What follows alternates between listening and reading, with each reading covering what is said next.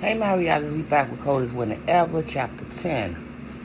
The House of Success was a group home for teenage girls aged 13 to 18. Don't ask me how or why they picked that name. As far as I was concerned, it was a joke like everything else. The building was set up like a house. Somehow somebody thought they would take a whole bunch of anonymous female, put them in that building, set up like a house, and had them pretend they was like a family.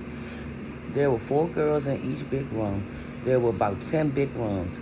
There were 2 kitchens and 1 big ass living room that doubled as the recreation room. There were offices where the people in charge did whatever they were pretending to do. Across from the offices were a set of small rooms that some counselors and personnel slept in when they did the overnight shift. This was minimal security where a girl had to follow certain rules and would somehow be rewarded with little freedom. As Mrs. Grierwald put it, for the next 30 days, you will be evaluated. If you are not deemed to be valid or suffering from a learning disorder or illness, you will be treated like a young adult with adult responsibilities. So the deal was I had to be on lockup, meaning I couldn't leave or come and go as I pleased. I had to stay within the faculty for 30 days while they decide if I was ready for the world. I wasn't scared. Santana raised me to be strong. I'll admit I had all those fucked up scenes in my head from the movie, like some squad, squad, a bunch of women dragging me out of the bed, fucking me up in the bathroom and shoving a broomstick up my pussy.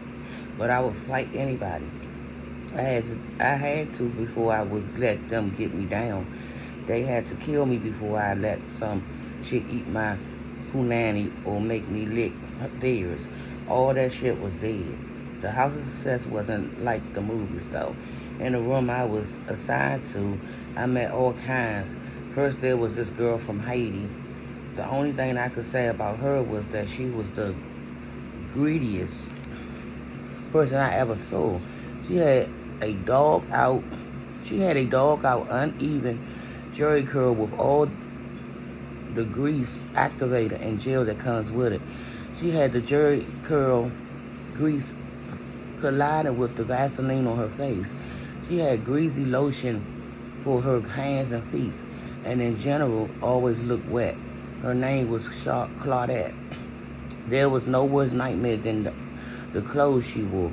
It looked like she picked a year from the past, let's say 1975, and decided all her clothes would be from that time. To make it worse,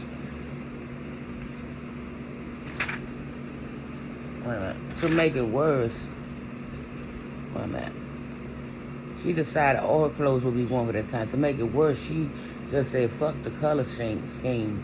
I wear purple shirt with green gachos with a yellow hat with a big pink flower on it, and I top this shit off with some wooden platforms, open-toe shoes, so I can show off my big maroon bunion. Needless to say, Claudette mostly stayed to herself. The only time I seen her chilling was with the other girls in the house was when they chipped in and laughed and bought her a cheap woman for her birthday. She was ridiculously happy. They claimed the only reason they brought it was because Claudette played some old fucked up Christian radio station with gospel music and a loud, wacky screaming preacher on the AM dial. They couldn't take hearing it no more, so they got her the radio with the headphones. I gotta cut this on, y'all can't see. Let me see. Wait a minute, y'all. I don't feel like cutting the light on. I'm gonna cut this on. Cut it down. Okay. I can see a little bit, y'all. Lachey was a trip. She was kind of chubby with a big, cute face. She was one of those girls who decided that she didn't care if her body was a size 16. She was still going to wear size 11 clothing. She had big hips, a big booty, and a waist that was small compared to the rest of her butt. You couldn't tell her she was fat, though. The way she figured it, if the hips are 48 inches and the waist 36 and the titties 40, that's a perfect hourglass shape. She wore her halter tops when it's obvious should have been a crime. She wore Daisy Dukes shorts and shoes with laid to with shoes. Wait a minute. I'm gonna have to. In the next second, I gotta put that light on. She wore Daisy Dukes and shoes were laid to the side heels that were begging for forgiveness with every step she took. Her thing was the boys, who, if you let her tell it, all were in love with her. She had damn near every issue of Word Up magazine with all her favorite pictures of rap stars glued to the wall in a raggedy collage.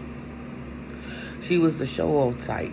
It was more like she was a comedian to me, because how you going to show off in a busted shoes and clothes you bought from some Indian at a candy stand in the train station? And I'll be back, y'all.